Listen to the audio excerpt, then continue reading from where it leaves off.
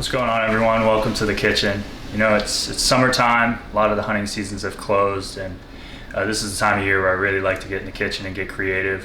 One of my favorite recipes to do is a Nashville hot style turkey sandwich. It's a recipe that I did for the first time and really enjoyed it. So I'm going to do a little walkthrough on how I do this. I've got all the ingredients out right now, so I'm going to walk you all through that, and then we can get started with the cooking process. For this recipe, you'll need your turkey breast, 2 eggs, 2 cups of buttermilk, 4 tablespoons of hot sauce, 4 cups of all-purpose flour, your vegetable oil, your seasonings, which include paprika, brown sugar, cracked pepper, garlic powder, chili powder, and cayenne, and salt. Then pickles and buns for your sandwich. Okay, once the breast was totally thawed out and down to room temperature, I took a paper towel and dried off both sides of it just to make it easier to work with on the cutting board. Then I took my fillet knife and cleaned off all of the remaining silver skin and white pieces of the membrane that were still on there, and then of course all of the yellow fat, which I do try to get off prior to packaging it, but on this one in particular I left a little bit, so I was just cleaning that off. And then there is a tendon in the breast that, if it is still there, definitely want to get that out so it's easier to eat. Then I seasoned both sides of the breast with freshly cracked pepper and salt, just to give it a good base seasoning before breading. Then I took my fillet knife, pieced it out into 4 pieces, found that you can get about 4 pieces off of one side of the breast.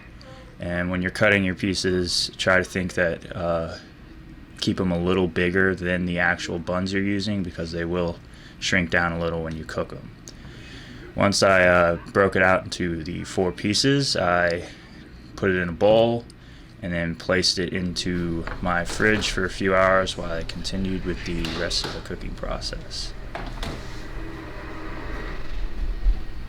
While your turkey breast is sitting in the fridge and it's seasoning, you can take your time to make the batter, which is the 2 cups of buttermilk, your 4 tablespoons of vinegar-based hot sauce, and then the 2 eggs. You combine them all into that bowl, and this will be your wet part of the batter, and you just combine them together until they're all the way mixed up. It should be pretty consistent throughout the whole mixture, so make sure you're breaking up those eggs and combining all the hot sauce in there. Once you're getting the wet side of it finished up, you can combine your 4 cups of flour with the remaining amount of salt, and just do a really light mix with your fork just to get that salt distributed through the flour all the way.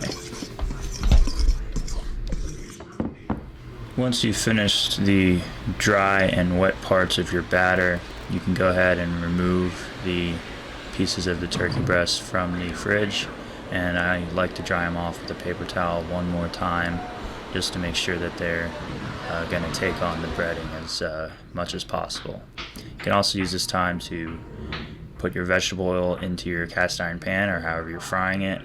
You want to do about 1.5 to 2 inches so that it can fully cover the turkey breast when you put them in there. Turn it to medium heat and let it get to temperature. Then you can set up your stand. So I got my turkey breast, the wet batter, and then the dry batter.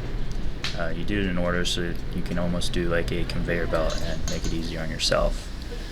Bread it up, dry first, make sure that you're fully coating each side of the breast and pressing it into the flour. Then dunk it into the wet portion of the batter. Again, make sure you're covering all sides, getting into each of the cracks that are in there on the breast, and make sure that you dunk it a few times and then make sure all the drippings fall off, and then you put it back into the dry flour so that you get an awesome coating on this. And I have a rack set up.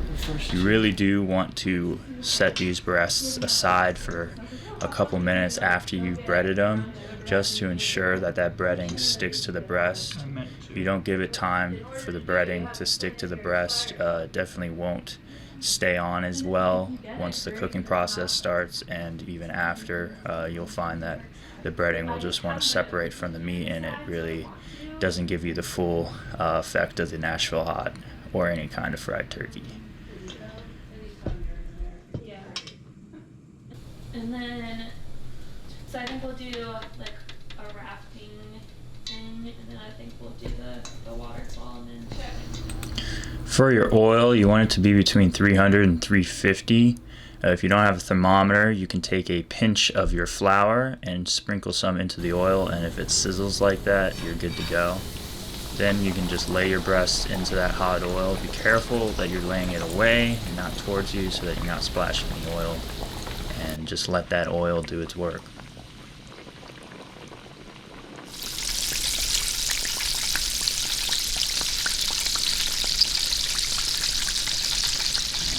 After about 2 minutes, you can start to see the breast getting that beautiful golden brown, and this is when I decided to flip them. I flipped them probably 1 or 2 times during the cooking process, and you're just looking for that beautiful golden brown color for these. Once you find that you're getting that color and you're getting your desired crispiness, you take your tongs and grab each breast. Make sure to give it a few bobs so that you can get as much grease off as you can. And I have a paper towel laid out, and I just laid them onto the paper towel and then used a second paper towel to dry off the remaining excess grease, just to make these as crispy as possible.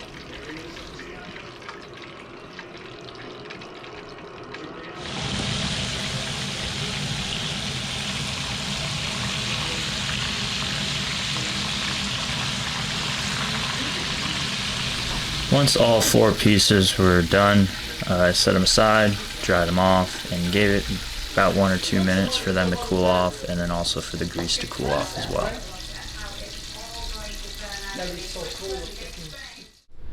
Alrighty guys, almost got it all finished up here. The turkey's cooked, got some toasted buns here. The last step in this process is to take some of this hot oil that we fried the turkey in, put it in a little bowl, probably about a 1/4 cup to a cup, and then add in all those seasonings that I showed you in the beginning of the video. And depending on how spicy you want, you can add more of that sauce or less, but either way, delicious recipe. So let's get this built up now.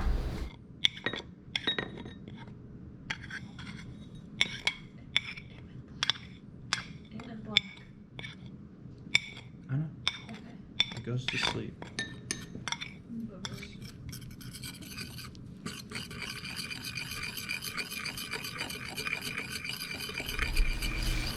At this point, everything should be ready to assemble a sandwich. You got your turkey breast, your sauce, your buns, and your pickles. Now the sauce does have a tendency to separate because it is just oil and the seasonings, so make sure you give it a good stir before you put it on your turkey breast. And as I mentioned, if you want it spicier, you can add more of that sauce, or you can just do a light basting of it. For myself, I found that just a light basting on the top was good enough, and it turned out delicious. In terms of assembling the sandwich, take your toasted bun, your turkey breast, a few pickles, I like to do 2 or 3, and then just top it off with a bun, keeping it simple. There's so much flavor in this, so you don't really need to add too much. Alright, got it all put together here. Toasted bun, pickles, and then the actual turkey breast. It's looking really, really good. So I'm gonna give it the first bite here.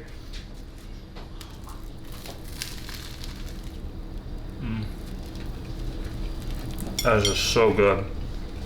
Definitely recommend giving this a try, guys. A little bit of sweet, a little bit of spicy. It's a great way to use a turkey breast. I have all of the ingredient measurements in the description below. Let me know if you guys give this a try. Appreciate all y'all watching, and I'll see you next time.